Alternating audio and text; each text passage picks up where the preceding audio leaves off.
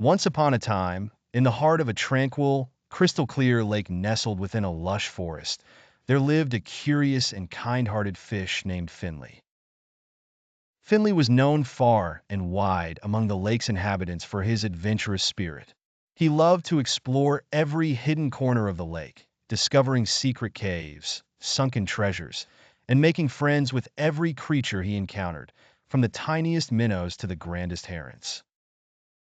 One golden morning, as the sun's rays filtered through the water, casting a shimmering glow, Finley noticed something alarming. The water, once pristine, now seemed cloudier, and a strange, pungent odor clung to the surface. His heart sank as he realized that something was terribly wrong. Driven by concern, Finley swam rapidly to the surface to investigate. What he saw sent a shiver down his scales. On the shore, a gruff man from the nearby town, known as Mr. Grumble, was rolling barrels towards the edge of the lake. With a careless grunt, he tipped the barrels, allowing a dark, oily liquid to spill into the water. Finley watched in horror as the toxic waste spread, its tendrils creeping through the lake, suffocating the plants and causing fish to flee in panic. Mr. Grumble, a man notorious for his disregard for nature, had decided that dumping his factory's waste into the lake was the easiest solution to his problems. Determined to protect his beloved home, Finley knew he had to act quickly. He raced to gather his closest friends, Tilly, the wise old turtle who had lived in the lake for centuries; Ollie, the playful otter who could navigate the trickiest of currents; and Sophie, the graceful swan whose beauty was matched only by her eloquence. Together, they devised a daring plan to save their lake.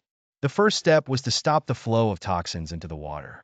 Finley, with his sleek, agile body, took the lead, swimming towards the source of the pollution. Tilly followed, her experience guiding them as they scouted for materials to build a barrier. They gathered rocks, branches, and thick aquatic plants, and with Ollie's help, they constructed a sturdy wall to block the waste from spreading further. But just as they were about to finish, a sudden storm blew in, bringing with it fierce winds and torrential rain. The barrier they had built was strong, but the rising water levels threatened to overwhelm it. As the waves crashed against the wall, Finley and his friends fought desperately to reinforce it, using every ounce of strength they had. Just when it seemed like they might lose the battle, Sophie appeared, her wings spread wide as she soared above the lake. With a powerful call, she rallied the other creatures of the lake. Frogs, beavers, and even birds joined in, working together to secure the barrier. The storm raged on, but their combined efforts held firm. The barrier withstood the storm, but their mission was far from over.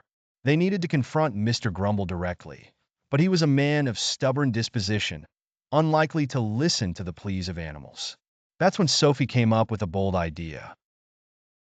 The next morning, as the first light of dawn broke through the clouds, Sophie flew to Mr. Grumble's house. Perching on his windowsill, she began to sing. But this was no ordinary song. It was a haunting melody filled with sorrow and the pain of the lake's inhabitants.